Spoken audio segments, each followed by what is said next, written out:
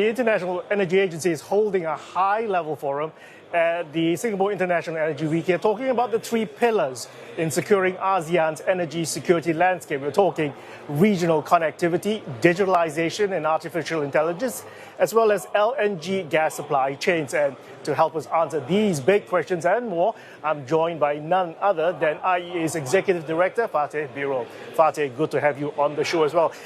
Let's talk big picture first. Now, the latest IEA report says that we are producing more oil in 2025 and 2026 than we need.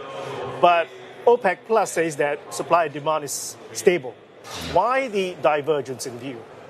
No, I think when we look at the markets, we see a lot of production, new production coming from the Americas. I call them the American Quintet, 5 countries, US, Canada, Brazil, Argentina, and Guyana. Huge amount of production coming. And the oil demand is getting weaker and weaker because Chinese economy is changing its nature from being a heavy industry-based economy to a lighter economy. So as a result of that, we see a surplus in the markets. And when you look at the prices, despite so much geopolitical tensions in the world, in Middle East, Russia, Ukraine, China, US, prices are still $60, very low. It shows that we were right 1.5 years ago saying that there will be a surplus oil in the markets. And it's a good news for the countries in the region because they import a lot of oil. To have the oil price on the lower side is a good news for their trade balances. Speaking about the Middle East, Saudi Aramco says it can hold 12 million barrels per day. And OPEC Plus is also nudging to edge output higher. Is this about keeping prices steady in order to sell more oil? I think the OPEC producer countries have their own priorities. They may prefer to have a policy to have a higher market share in the energy mix rather than the higher revenues. It is up to them. But the important thing is today, biggest part of the oil production growth is coming outside of the OPEC area. As I said, US, Canada, Brazil, Argentina, and Guyana.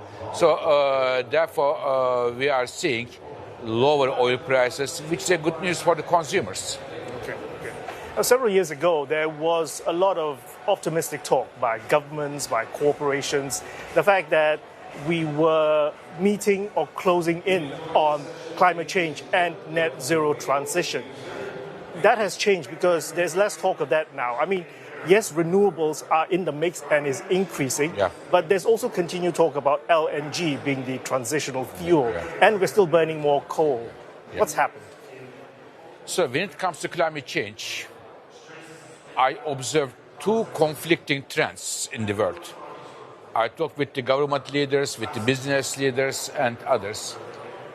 One trend is, when we look at the climate change, as you rightly mentioned, it was a key topic in the international policy agenda, but it is sliding down. Governments have other concerns and other headaches, and they give these immediate concerns the priority, such as the defense, such as the security, affordability, and others. This is one trend. But on the other hand, we see the impacts of climate change is becoming more and more obvious.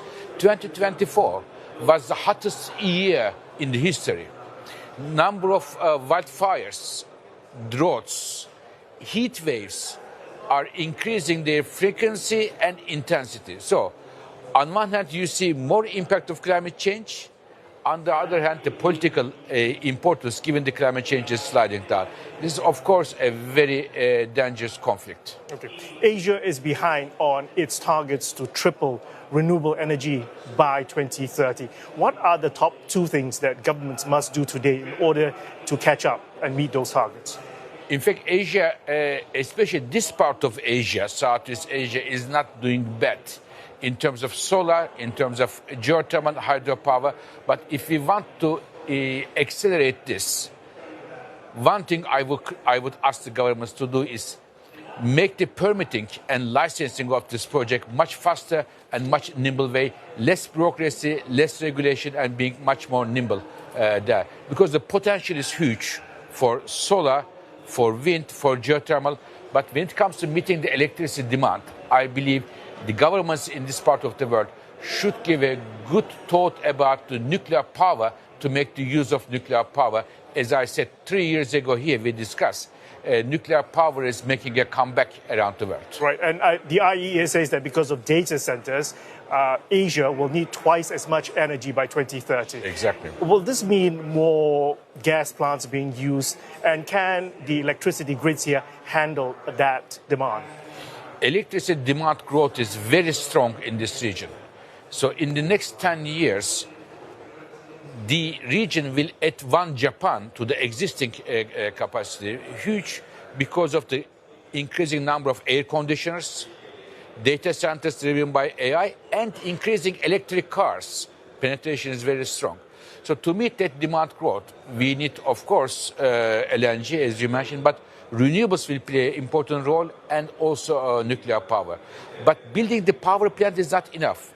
We need also grids to bring the electricity from the power plants to the factories, to the homes, which is also lacking here.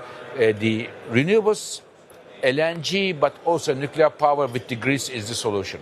Okay, Fatih, good to talk to you as always. Thank you for sharing those insights. And that was, of course, Fatih Birol, the Executive Director at the International Energy Agency. Stay tuned for CNA for more coverage of Singapore International Energy Asia Week 2025.